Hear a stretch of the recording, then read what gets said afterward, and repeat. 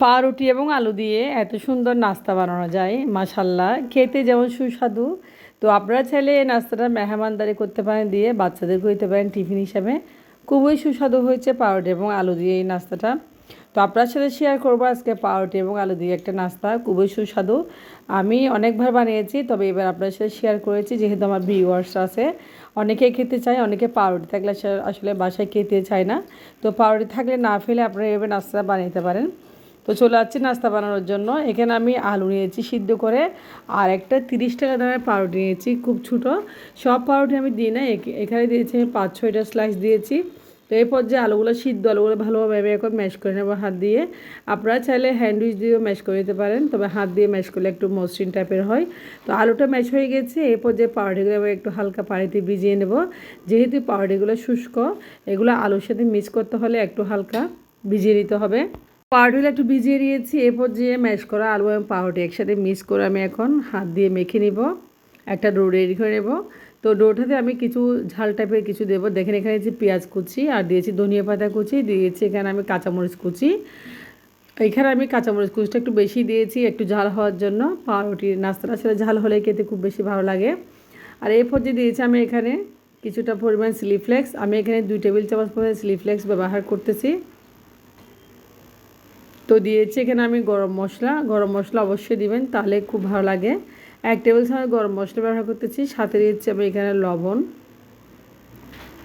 লবণটা আপনারা বুঝে শুনে দিবেন, আমি 2বার করে দিয়েছি, একটু ভালোভাবে লবণ না হয় নাস্তাটা খেতে ভালো লাগবে না।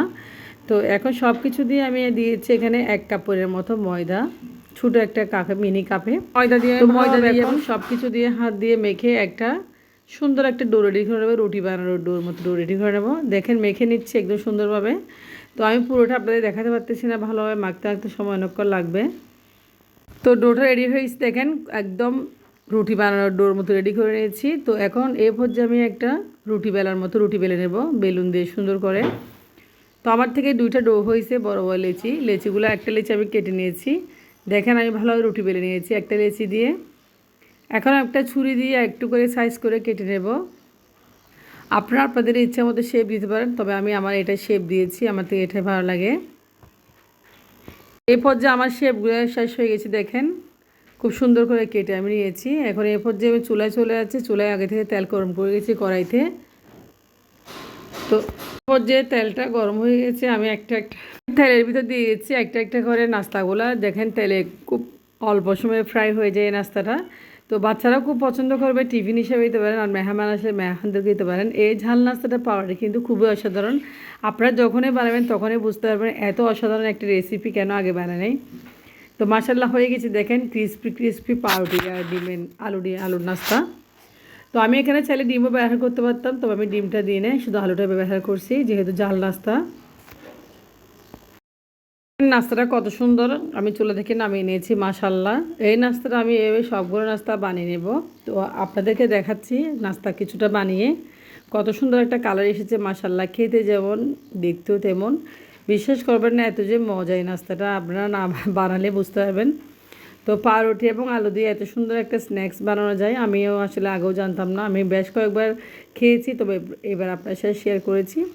তো আমি এখন সস দিয়ে পরিবেশন করতেছি, দেখেন কত সুন্দর মাশাল্লাহ।